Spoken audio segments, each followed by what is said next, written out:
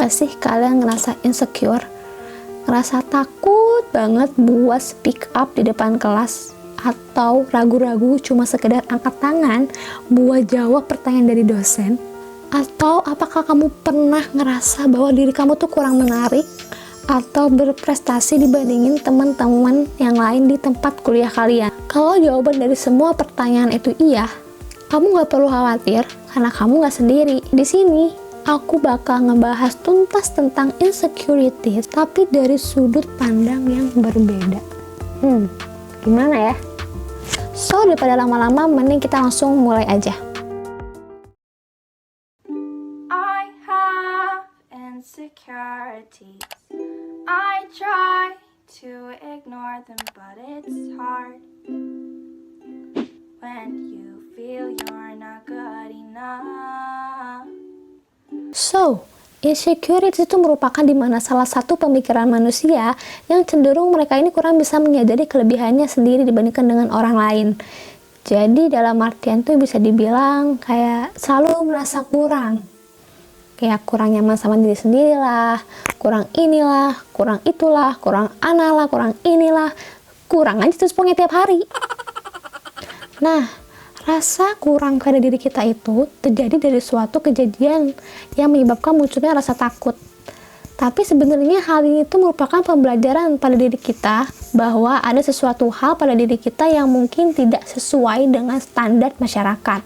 Nah, mungkin bahasanya rada susah ya atau belibet gitu. Kalau aku ringkas itu maksudnya adalah insecure itu muncul dari proses belajar dalam diri kita.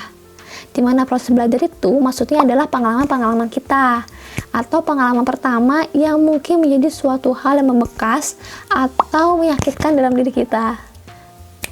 Nah, rasa kurang ini adalah sebenarnya rasa yang memang diproduksi oleh sistem hormon di otak kita.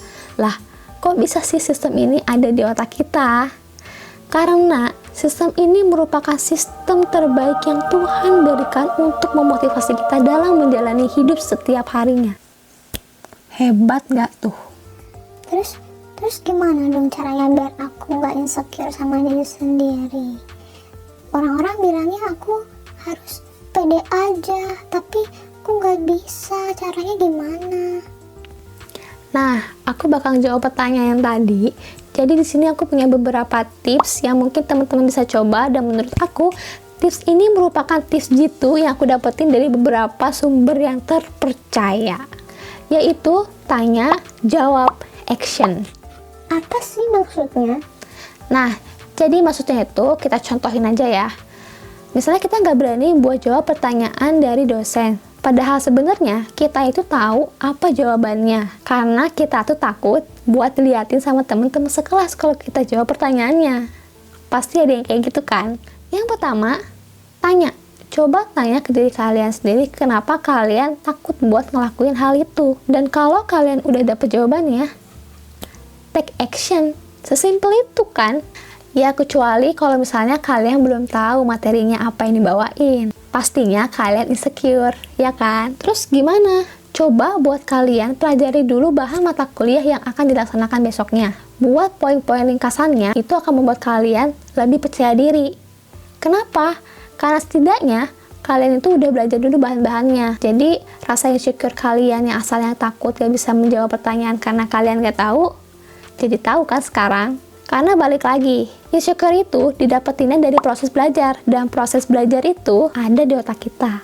Sehingga insecure itu bisa jadi suatu pesan yang ada dari otak kita untuk memberitahu bahwa ada hal-hal yang perlu kita improve atau tingkatkan. Terus kita juga harus tahu untuk apa sih kita berubah, karena usaha itu akan lebih mudah ketika kita sudah mendapatkan motivasi atau kita tuh sudah termotivasi oleh sesuatu. Dan motivasi itu butuh alasan yang kuat. Tapi ada pesan penting juga yang jangan sampai kelupaan dan kalian harus ingat, yang namanya stres itu ada stres baik dan juga ada stres buruk. Banyaknya ketika kita merasakan insecure, terus kita stres. Nah, tujuan Tuhan mendesain itu adalah supaya kita kan menjadi lebih baik kan. Misalnya nih, kita merasa perut kita buncit, terus kita ngaca nih. Nah, terus kita stres dong kayak, oh my god, buncit? ya udah, berarti kan kamu harusnya termotivasi untuk menjaga pola diet kamu, berolahraga, atau pergi nge-gym. Seharusnya kan tujuan Tuhan tuh ke situ kan. Tapi pada faktanya banyak orang yang kebalikannya. Jadi ketika mereka udah ngelihat kaca, terus mereka stres, mereka depresi, mereka terpuruk, terus sampai mereka tuh bilang kayak, "Da aku mah apa atuh?" terus akhirnya mereka makin ngedown, makin lagi terpuruk, dan kasarnya itu sampai mereka tuh ya bunuh diri. Nah sebenarnya itu adalah orang-orang yang menyimpang dari tujuan Tuhan sebenarnya. Jadi ketika kalian merasa insecure, kalian merasa panik, kalian merasa tidak puas terhadap diri kalian sendiri, ingat, tujuan kalian jangan melawan diri kalian sendiri, dan jangan ya pura-pura nyaman lah. Kayak misalnya kalian udah buncit, kayak Aku nyaman kok sama buncit aku bahagia, bahagia banget buncitnya, ya ampun. Iya nggak gitu juga kan? Udah tahu kalian buncit, ya lakukanlah sesuatu. Karena sekali lagi tujuan Tuhan untuk mendesain insecure, rasa stres pada otak kita itu adalah agar kita lebih menjaga diri, merawat diri dalam menjalankan kehidupan keseharian kita. So, apakah kamu insecure? Oh, so pasti dong. Kalau aku ditanya, oh jelas. Karena insecure itu akan berubah-ubah setiap harinya. Contoh, hari ini jerawat di sini. Tidak. Bekas jerawat. Tidak. Aduh, kok kelihatan. Tidak. Pokoknya ada aja dirasa insecure itu. Karena insecure itu akan berubah-ubah setiap harinya. Yang paling penting, tetap jadi orang yang positif dan perbaiki diri dengan cara yang baik. That's it. So, kita normal guys. Segitu aja video dari aku. Bye-bye. Keep positive.